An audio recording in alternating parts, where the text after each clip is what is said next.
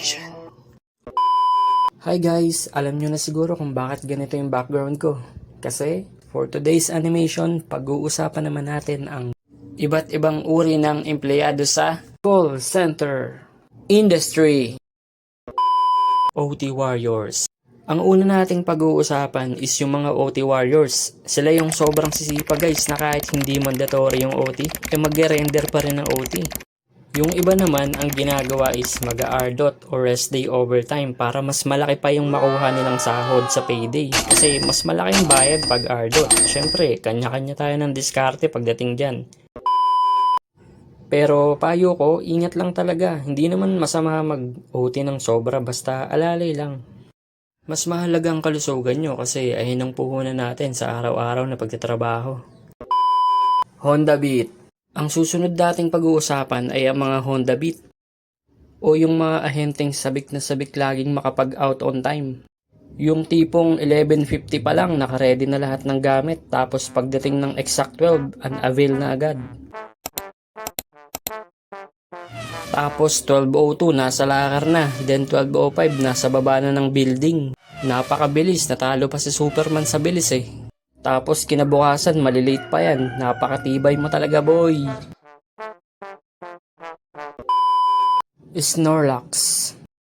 Ang pangatlo naman nating pag-uusapan is yung mga Snorlax o yung mga ahenteng laging tulog o mahilig matulog sa prod. Yung tipong mapasanda lang ng kaunti, naantok na agad.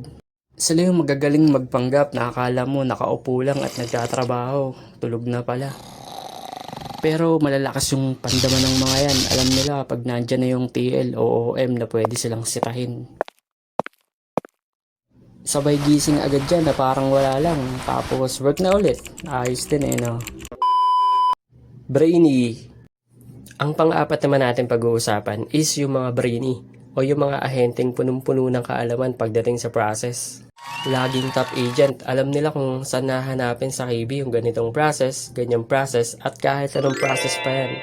Mahilig silang magbasa ng updates about sa process, kaya kapag humingi ka ng tulong sa kanila, kayang-kaya ka nilang matulungan ng walang kahirap-hirap. Wow! Tagapagmana.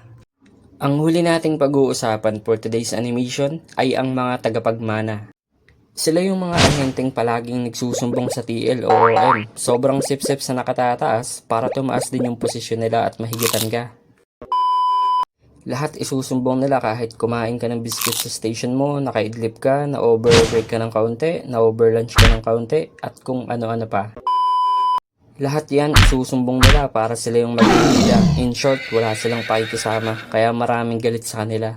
Kahit sa ang klase ng trabaho, may mga ganyan tao talaga. Ewan ko ba sa mga yan? O paano, ay na lang muna sa ngayon ha. Sa susunod ulit. See you! Shout out time!